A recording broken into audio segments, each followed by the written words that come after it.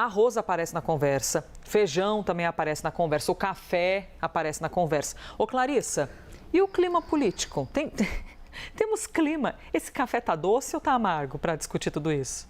Elisa, o problema é que ele está dando uma amargada ainda maior, né? Pelo menos nos primeiros sinais que o presidente Lula tem dado aí para essa segunda metade do mandato. A gente está aqui nas últimas semanas discutindo reforma ministerial. Só nos últimos dias a gente teve a escolha de Gleisi Hoffmann para sentar ali num assento muito estratégico no Palácio do Planalto. Gleisi, que é uma figura que, claro, com todas as atribuições dela, a capacidade de articulação, de relacionamento com o Congresso, ela é também uma peça-chave dentro daquele grupo do PT que defende uma visão muito mais desenvolvimentista, que acredita que o governo não tem que perseguir incondicionalmente a meta de déficit zero, que precisa priorizar também alguns investimentos, coisas que movimentem a economia e inclusive com acenos para o social, tendo em vista as eleições de 2026. E o presidente Lula, do feriado para cá, agora do começo do fim de semana do carnaval para cá, Elisa, também começou a dar alguns indicativos nos bastidores de que pode fazer alguns acenos para a sua base histórica, para a esquerda. A gente comentou muito isso aqui no live de ontem,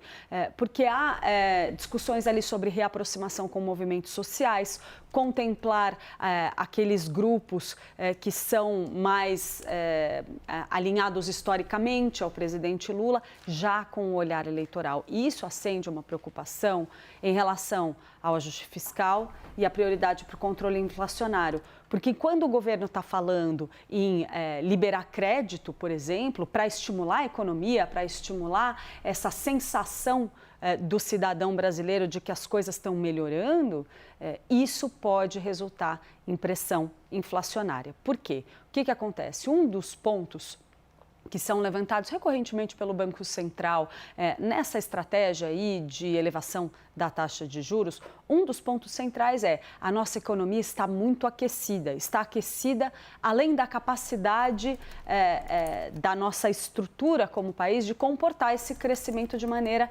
equilibrada.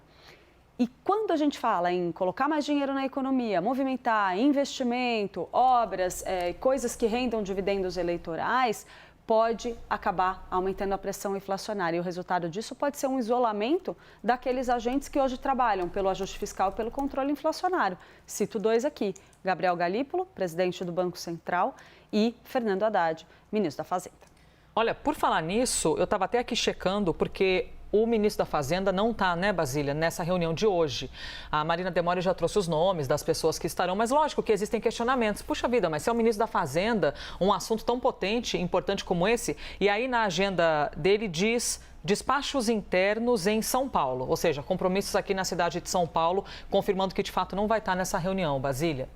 Pois é, esse é um assunto prioritário para o governo, que também já concluiu que não existe fórmula mágica, bala de prata para resolver esse assunto, né? A inflação dos alimentos. Essa reunião tem sido chamada aí pelos integrantes, né, os participantes, de uma reunião de trabalho comum, porque já há semanas o governo tem realmente se fechado aí em quatro paredes para poder tirar boas sugestões, avaliar o cenário. Hoje vai ser um encontro entre ministros, secretários da equipe econômica, sob o comando de Geraldo Alckmin, que também é ministro da Indústria, para rever esses dados, atualizar o cenário, para saber se essa alta dos preços está desacelerando ou só está em ritmo cada vez mais acelerado, traçar novos cenários, até uma previsão de quando pode ter uma queda, não só pela questão de novas medidas na área econômica, mas até mesmo pela sazonalidade, né?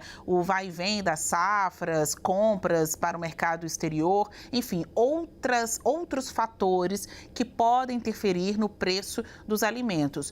O Alckmin é conhecido, a gente até já deu esse bastidor, por adotar um tipo de política de varanda.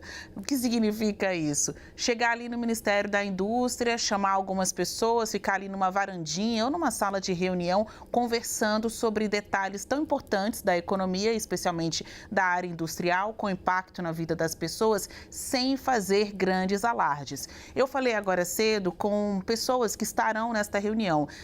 Uma dessas autoridades me disse que vamos reunir dados, vamos fazer avaliações, é uma reunião de trabalho, o governo